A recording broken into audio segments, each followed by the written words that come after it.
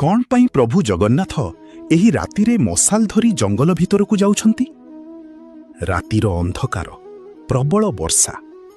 ଜଣେ ଗରିବ ବୃଦ୍ଧା ମାଉସୀ ନିଜ ପୁରୀ ଯିବା ବାଟରେ ଜଙ୍ଗଲ ଭିତରେ ବାଟ ହୁଡ଼ିଗଲେ। ହାତରେ ଥିବା ଲଣ୍ଠନଟି ମଧ୍ୟ ଲିଭିଗଲା। ଚାରିଆଡ଼େ ଜନ୍ତୁଙ୍କ ଗର୍ଜନ। ମାଉସୀ ଭୟରେ କାନ୍ଦି ପକାଇଲେ ଏବଂ କହିଲେ, ହେ ଚକା ନୟନ, ଏଇ ଅନ୍ଧାରରେ ମୋତେ କିଏ ବାଟ ଦେଖାଇବ? ମୁଁ କ'ଣ ତୁମକୁ ଦେଖିବା ଆଗରୁ ଏଇଠି ପ୍ରାଣ ହରାଇବି? ହଠାତ୍ ଜଣେ କୁନି ବାଳକ ହାତରେ ଏକ ବଡ଼ ଛତା ଏବଂ ମଶାଲ ଧରି ସେଠାରେ ପହଞ୍ଚିଲା। ସେ ହସି ହସି କହିଲା, ମାଉସୀ ଡର ନା, ମୁଁ ତୁମକୁ ବଡ଼ ଦାଣ୍ଡ ଯାଏଁ ଛାଡ଼ିଦେବି। ଯେମିତି ମାଉସୀ ମନ୍ଦିର ପାଖରେ ପହଞ୍ଚିଲେ, ସେହି ବାଳକଟି କୁଆଡ଼େ ଅଦୃଶ୍ୟ ହୋଇଗଲା।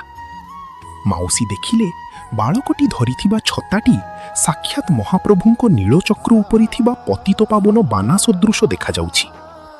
ସେ ବୁଝିଗଲେ ପ୍ରଭୁ ନିଜେ ତାଙ୍କ ଭକ୍ତ ପାଇଁ ବାଟ କଢ଼େଇ ଆଣିଛନ୍ତି। ଭଗବାନ ସବୁବେଳେ ପାଖରେ ଥାଆନ୍ତି, ବାସ୍ ଡାକିବା ଭଳି ହୃଦୟଟିଏ ଦରକାର। ଜୟ ଜଗନ୍ନାଥ।